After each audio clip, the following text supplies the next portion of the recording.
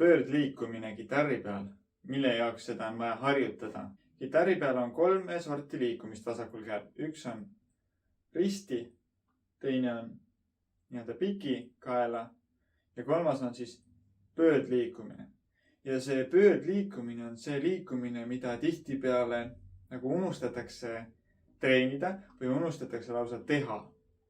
Ja näiteks akordimängus väga tihti meil on näiteks D-tuur või A-tuur, mis inimestel nagu üldse ei lähe kõlama. No A-tuur on ju. Aga miks ta ei lähe kõlama? Sellepärast, et tegemata on see pöördliikumine. See pöördliikumine on see, mis aitab mul saada need sõrmed siis õige vahe juurde. Kohe, kui on 2 sõrme samas vahes, peab toimuma pöördliikumine, et sõrmed saaksid minna siis õigesse vahesse ja see oleks käe jaoks loogiline. Kuidas seda harjutada enda jaoks? Hea lihtne harjutus on niimoodi, et sa liigutad ühte ja sama sõrme 2 vahes, aga niimoodi, et sa positsiooni ei muuda. Ehk siis vasakus käes pöial jääb samaks, aga esimene sõrm liigub teise vahesse. Astmetraadi kõrval, astmetraadi kõrval, astmetraadi kõrval, astmetraadi kõrval. Vasaku käe pöial jääb paika. Ta pöörab kaasa käega, aga ta jääb paika. Ja võidki mängida 3 kell 1 giss-noot, eks ju. Ja A, giss, A.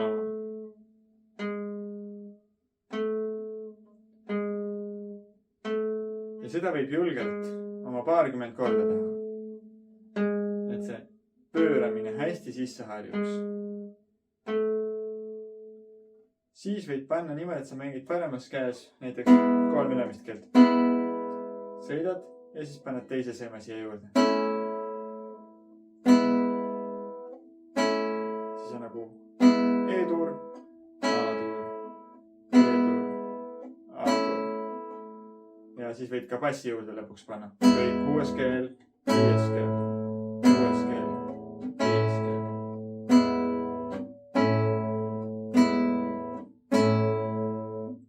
Ja nüüd, kui sul on meeles see, kuidas siin õigesti pöörata, siis saab selle D-tuuri ka näiteks siia juurde panna. D-tuur samamoodi. Niimoodi on jube keeruline panna.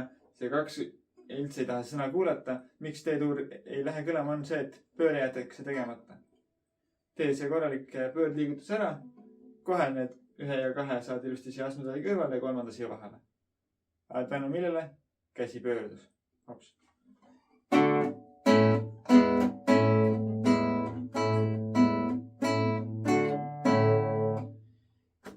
Ja saad kohe laulda seda.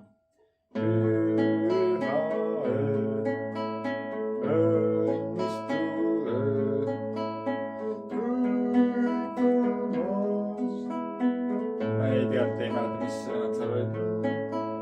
Nüüd D-tuur.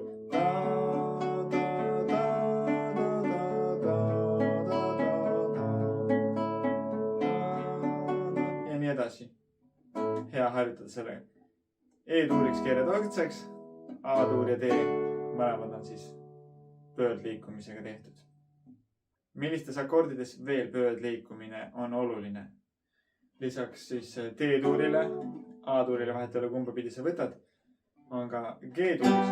Ta ei ole nagu see päris pööre, ta on ikkagi natukene, sest 3 ja 4 on samas vahes. Et mitte täiesti otsaks, vaat siis on seda 4 siia raske saada.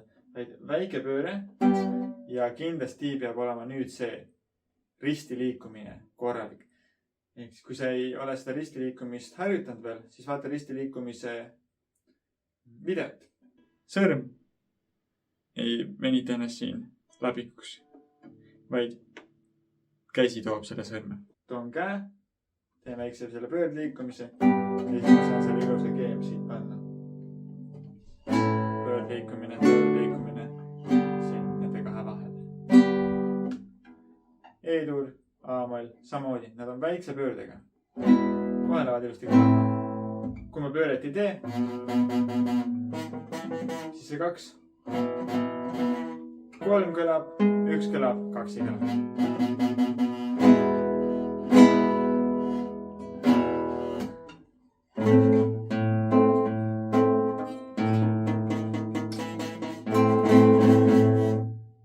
versus siis tööle on tehtud. harjutas endal sisse ja nii mängu mugavust tuleb juurde kui ka mängu puhtus tuleb juurde. Head harjutamist!